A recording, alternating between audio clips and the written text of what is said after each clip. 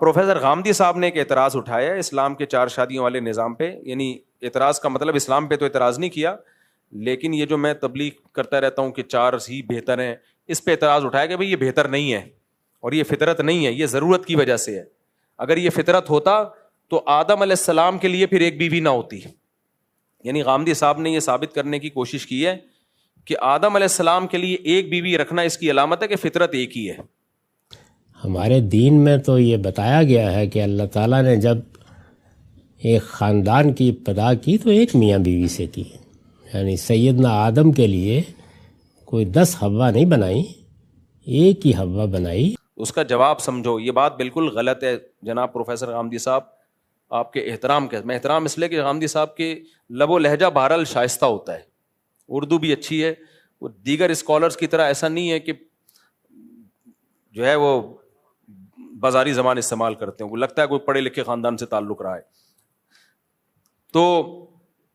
آدم علیہ السلام کے لیے جو ایک بیوی رکھی گئی ہے نا، وہ اس لیے نہیں کہ مرد کے لیے ایک بیوی کا ہونا فطرت ہے۔ غامدی صاحب تو سائنس کو بہت مانتے ہیں، آپ کسی ڈاکٹر سے پوچھ لو، میڈیکل سائنس سے پوچھ لو، میڈیکل سائنس کہتی ہے کہ مرد کے لیے ایک بیوی کافی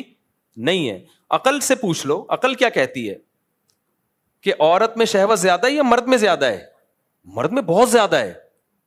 تو اگر ایک عورت کے لیے ایک مرد کافی ہے اور ایک مرد کے لیے بھی ایک عورت کافی ہے، تو اس کا مطلب جنسی طاقت میں دونوں برابر ہو گئے، تو مرد پھر کس بات کا ہوا؟ مرد کے لیے تو اس سے بڑا تانا نہیں کوئی ہو سکتا کہ تو اس طاقت میں، اس خواہش میں اپنی بیوی جتنا ہے، تو یہ عجیب سی بات ہو گئی۔ تو اس لیے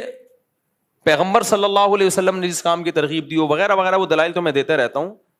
تو اس لیے فطرت ایک سے زیادہ رکھنا ہی ہے، ٹھیک ہے، مجبوری میں ایک پر اکتفا کرو۔ قرآن کے الفاظ بھی یہی ہے کہ 2 2 3 3 4 4 کرو، اگر برابری نہیں کر سکتے، حقوق نہیں ادا کر سکتے تو اس مجبوری میں کیا ہے، پھر ایک پر اکتفا کرو۔ تو قرآن سے بھی یہ پتہ چل رہا ہے۔